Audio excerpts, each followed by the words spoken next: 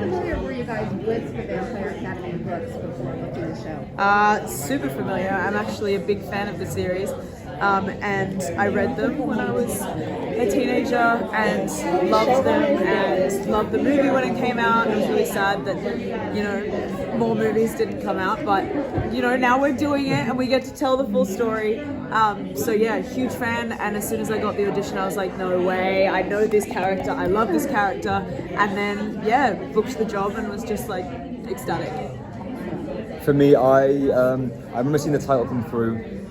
It rang in a core memory, but I was like, this looks so cool. I did some research and I was like, oh my god, I went to see this film in the cinemas. Yeah. I was like, I remember this is when I was in high school and I went to see the movie. Once I bought the job, I took the time to read the first few books just to get it felt like a responsibility to do that. And I'm so glad I did, because the blueprint that he lays out is great, and we kept that to achieve the essence of this character, I hope. The essences.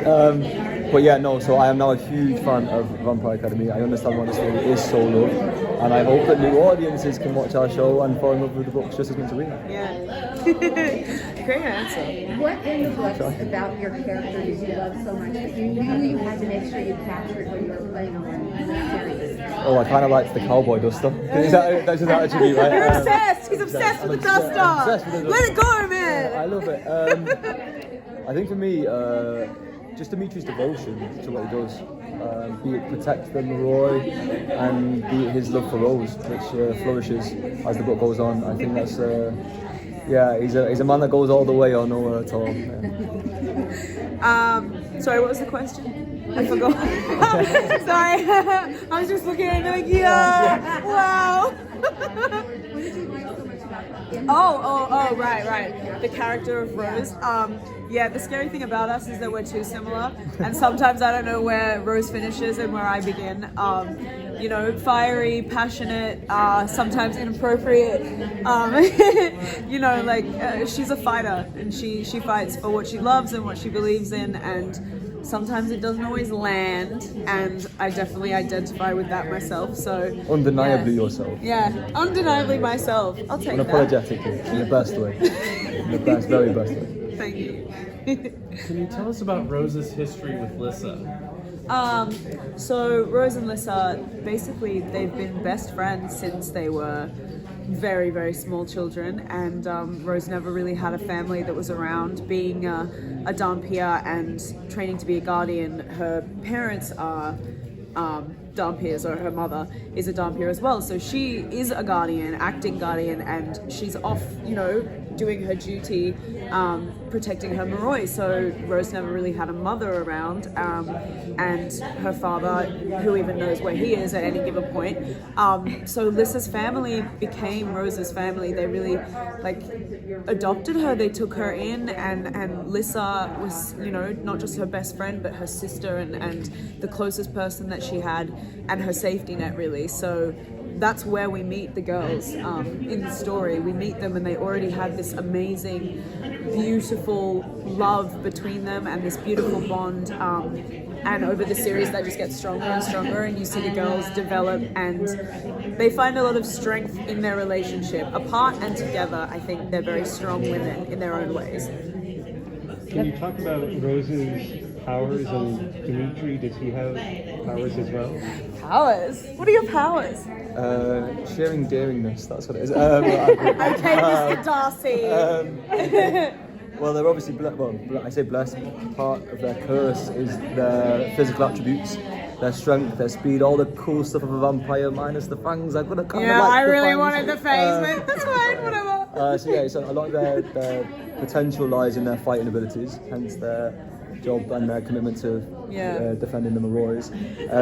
That's why we make such good protectors and guardians, because we have the heightened senses and you know, the strength and agility, and those are all the things you need to be a warrior, basically. I think Dimitri, as the series goes on, finds that Rose does have different kind of superpowers that are quite human, which he falls in love with in a different way. Yeah. Dimitri can be, I don't want to say unhuman, but you know, it's very stoic, isn't he? Stoic, exactly, and he really finds his humanity, and I think Rose is a big part of that for him.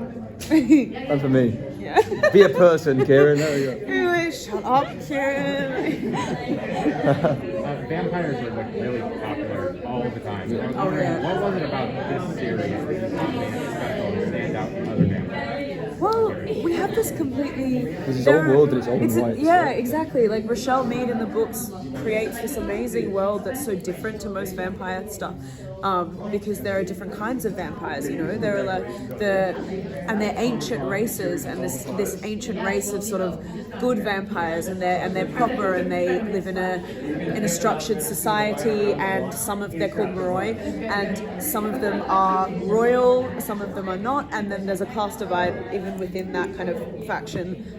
But then there are the Dampiers like us, who are the warriors and the protectors and the guardians, and we are half human, half vampire hybrids, and so we can go out into the sun, and we don't have to live by drinking blood or anything like that, but then we do have the heightened senses. I think in the world's complexity, we're able to use the vampire fantasy world as like a metaphor really for a bit of our own society. There is a real mirror being held up here it's an to allegory. things that are happening that people will be familiar with. They'll watch the show and they'll expect all the funky fantasy vampire stuff, and they'll be challenged. I think they'll come away feeling like, oh, this feels a little bit close to home, and I think that's what this world does in such a absolutely. way. And you get, like you said, you get all the sexy stuff, and you get the fangs and the blood and the all of that kind of stuff, but also like you definitely get something that reflects our society in the sense of like, you know, a class structure and revolutionary kind of ideas and things being disrupted in a way that's like makes you question, is this society fair the way even we your run own it? beliefs, I guess. Yeah.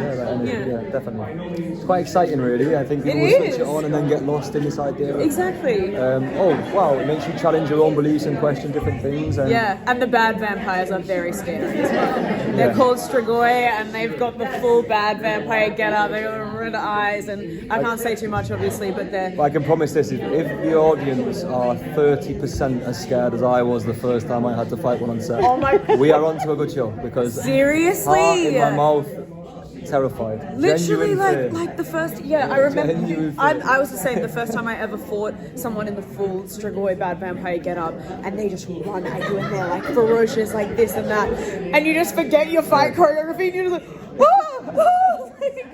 that was your first Wait, day. what was that? He Yeah. literally just ducked. No, I was like, and on my first day, I was like, can we cut and come swings back at to me, it? and my brain just goes, you know a choreo, like look at it, just block the punch. She was like, that was close, right? That was close. Anyone see that? Can we use that in the cut? I was kind of reacting. God. It was terrifying. How difficult was the physical training? I mean, because they show you guys actually doing training. So how is it to train for training? I think that was a massive part of where we found, for me, because you obviously had a lot of stuff going on with Lissa, but a lot of Dimitri's scenes, especially as humanity comes out with scenes of Rose, and I think a massive part of their relationship in the books is the training, and I think for me, the training for the training actually helped me find Dimitri on a Definitely, it helped me find the connection with Rose, you know, because we had to that was an experience we had to share, and we found things that worked for Rose. Physically getting into your character is also something that's like important to me in terms of the process of making a character. Like it's like putting on the clothes, you know, you step into the clothes and you step into the role. And I think training and figuring out our own fighting styles within the training and like the martial arts that they were teaching us and stuff like that was really cool for character building. And then a lot of our scenes in the beginning are training together, and so we would train in the gym to bring that together, and it was lots of different martial arts styles. The incorporation of our own histories as well. Exactly.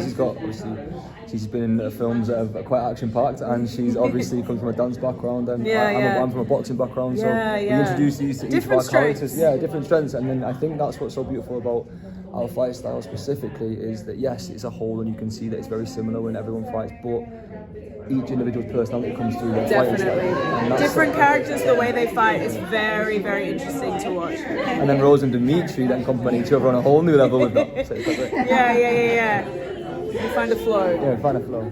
Feng Shui. Thank you. Thank you so much. Hit like, smash subscribe, and get notified for when our reviews, interviews, and news go live.